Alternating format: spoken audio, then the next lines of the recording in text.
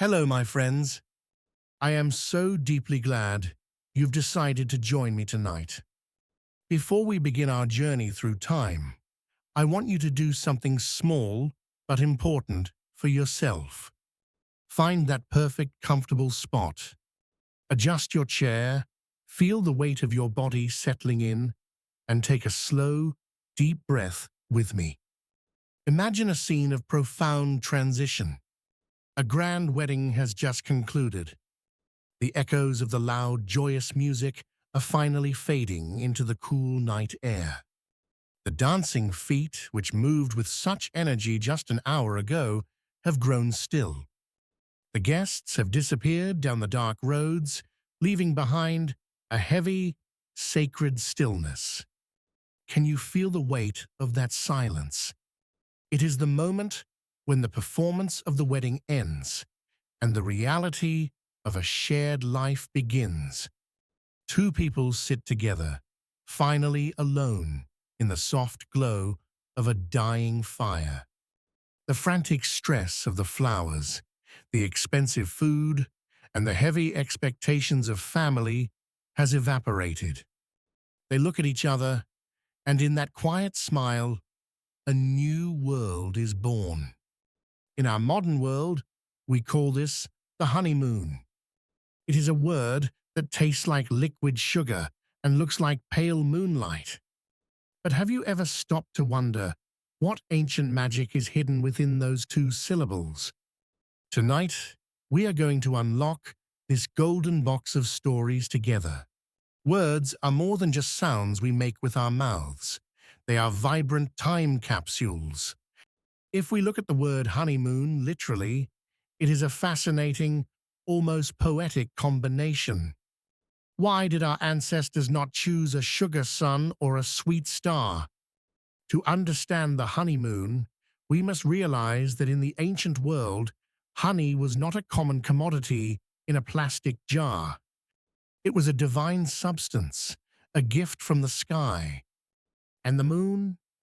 The moon was not just a light in the dark. It was the only reliable clock humanity possessed. When we combine these two elements, we aren't just talking about a luxury vacation to a tropical beach with white sand and palm trees. We are talking about a specific measurement of time, one full lunar cycle, and a specific state of human being.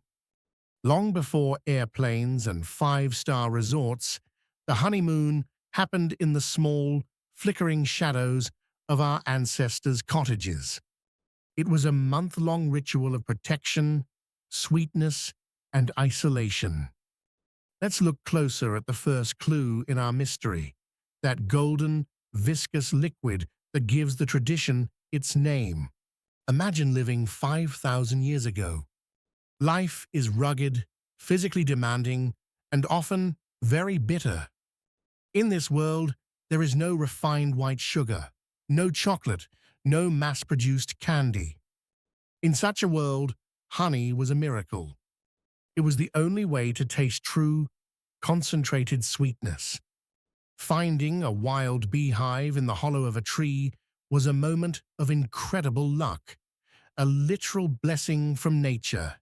Ancient people respected bees almost as much as they feared them, seeing the hive as a model of a perfect, hard-working society. But honey was more than food. It was the world's first and most powerful medicine. It has an extraordinary property: it never spoils. Archaeologists have discovered pots of honey in Egyptian tombs that are over 3,000 years old, and remarkably, the honey is still edible. Because of this eternal quality, honey became the ultimate symbol of immortality and incorruptible love. When a couple married, they were given honey to ensure their bond would never spoil or turn sour. It was the physical manifestation of hope in a very harsh, unpredictable world. We simply cannot discuss the history of the honeymoon without exploring the world of mead. This is where the history becomes truly intoxicating. Mead is perhaps the oldest fermented beverage in human history, a simple but potent mixture of honey, water, and wild yeast. In the ancient halls of Europe, the temples of Asia, and the villages of Africa, mead was the drink of ritual and kings. For a newly married couple, drinking mead was not just a choice. In many cultures, it was a requirement of the law or tradition. But why? The reason was deeply spiritual. First, it was believed to be a life force drink that gave the couple physical energy for their new life together. Second, it was inextricably tied to the concept of fertility. Ancient people noticed that nature was most productive when the bees were most active. They believed that by consuming the fermented essence of the bees' hard work, the couple would be blessed with a house full of children to help the family survive and grow. It was the golden fuel for the first moon of their shared existence. Now let us look at the second half of our word, the moon. Why is it not a honey week or a honey year? To find the answer, we have to look up at the night sky as our ancestors did. Before we carried digital calendars in our pockets, the moon was our master and our guide. One full cycle of the moon, from the thin silver sliver of the new moon to the glowing white ball of the full moon and back again, is approximately 29 and a half days. In Old English, the word for moon and the word for month were essentially the same. In fact, the word month is literally a moonth. It is the amount of time it takes for the moon to complete its celestial dance. Therefore, the honeymoon was specifically and strictly the first month of marriage. It was designed to be a temporal bubble, a 30-day period of transition. In the ancient world, this was a time when the couple was protected from the usual heavy demands of the village or the tribe. It was a month of becoming, a bridge between their old lives as individuals and their new life as a single unit. To see the honeymoon in its most literal and rugged form, we must travel north, to the deep, snowy forests and great halls of the Vikings. In Norse and ancient Germanic cultures, the tradition was a social contract of high importance. It was the strict duty of the bride's father to provide the newlywed couple with enough mead to last for one full lunar month. Every single night for 30 days, the husband and wife were expected to drink this honey wine together in the privacy of their home. This was not merely for fun or intoxication. It was a ritual to ensure their bond was as solid as the oak trees of the forest. The community respected this honey month, and the couple was often exempt from the heaviest communal labor.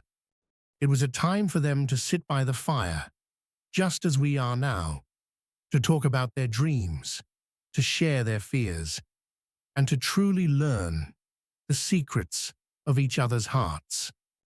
This Norse tradition is one of the strongest roots of the word we still use today in the 21st century.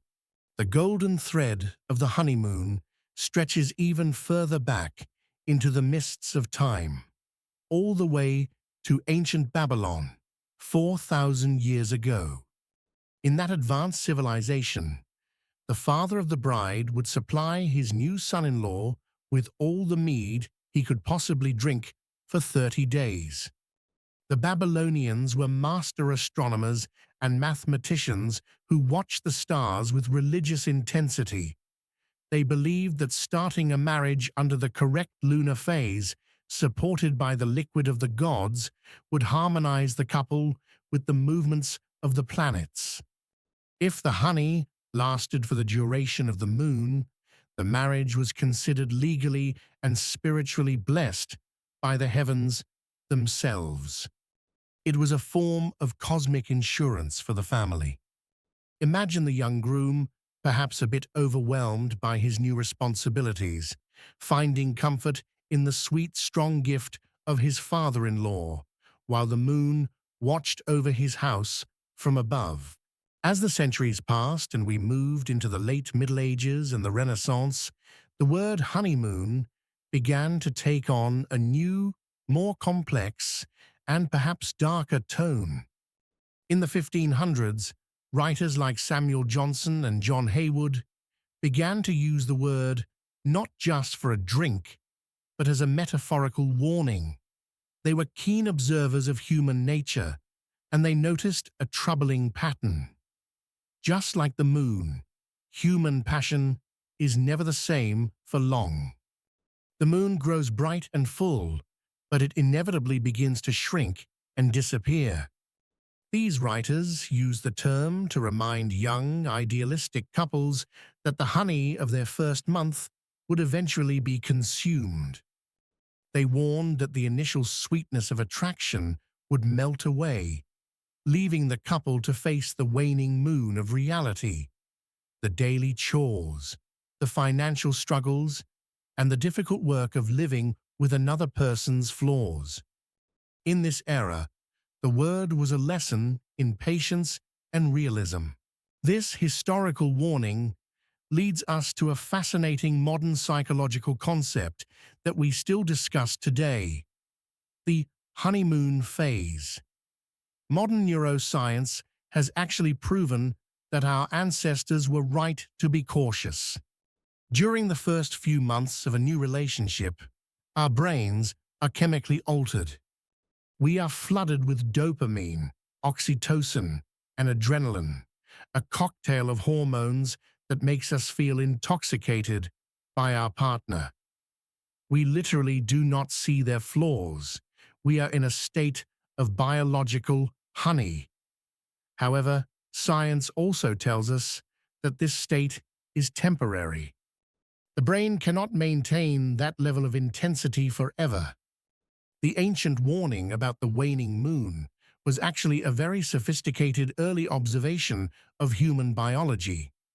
It was a reminder that for a marriage to survive, it must evolve from the chemical honey of the first month into a deeper, more stable, and more conscious form of companionship that can survive the dark nights when the moon is gone. In the 1800s, the Industrial Revolution changed everything, including the way we love. The honeymoon began to transform from a quiet month spent drinking wine at home into a physical journey through the world. In England, wealthy couples began a tradition they called the bridal tour, but don't imagine a romantic escape to a private island. In the early 19th century, the bridal tour was actually a social obligation. The couple would travel across the country to visit various relatives and friends who had been unable to attend the wedding ceremony. It was a way to show off the new union and connect two family trees. They traveled by horse-drawn carriage or the very first steam trains, staying in the homes of cousins and aunts. It was a journey of duty, not of privacy, but it set the stage for the idea that a wedding must be followed by a departure from one's own home. By the late 1800s, the bridal tour underwent a second, more emotional transformation. Influenced by the Romantic movement in art and literature, which celebrated the beauty of nature and the importance of individual feelings, couples began to change their travel plans. They stopped wanting to visit distant relatives and started wanting to escape from them. This was the birth of the honeymoon as a private adventure.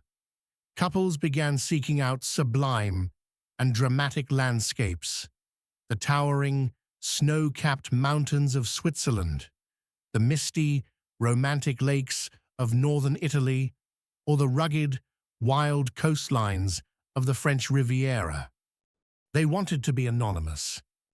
They wanted to be lost in the beauty of the world, with only each other for company. This shift in the late Victorian era is the direct ancestor of our modern idea of the honeymoon as a time of absolute privacy and romantic isolation. The honeymoon, as we recognize it today, the neatly packed suitcase, the international flight, the luxury resort with a view of the turquoise ocean, really blossomed after the end of World War II. As the middle class grew and air travel became a reality for the average person, the dream vacation became the standard follow-up to a wedding. Destinations like Hawaii, the Caribbean, and the Maldives became the new mead halls of the modern era. People began to save money for years just to afford these 2 weeks of perfection.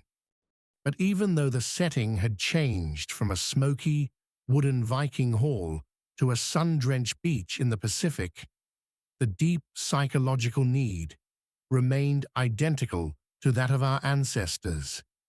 The desire to create a protected space and a treasury of beautiful memories before the long, demanding journey of real life officially begins.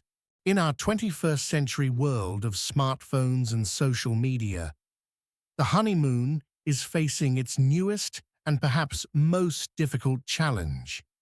We now live in an age where we feel a constant, invisible pressure to document our sweetness. We take photos of the honey, the moon, and the beach, and we show them to the entire world instantly.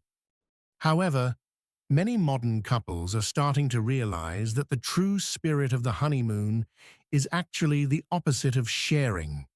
It is about disconnection.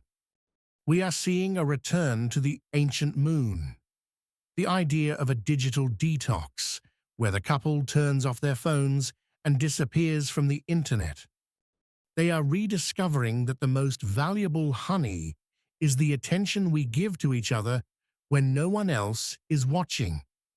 They are seeking a month where the rest of the world simply does not exist, and only the honey of their shared presence remains.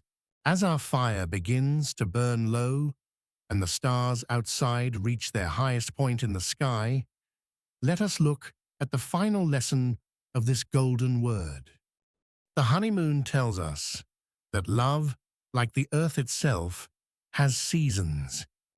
The moon must shrink so that it can eventually grow again. The honey must be eaten so that we can learn to appreciate the daily bread. Real enduring love isn't just about the honey part. It is what happens when the mead is finished, the vacation is over, and the suitcases are unpacked.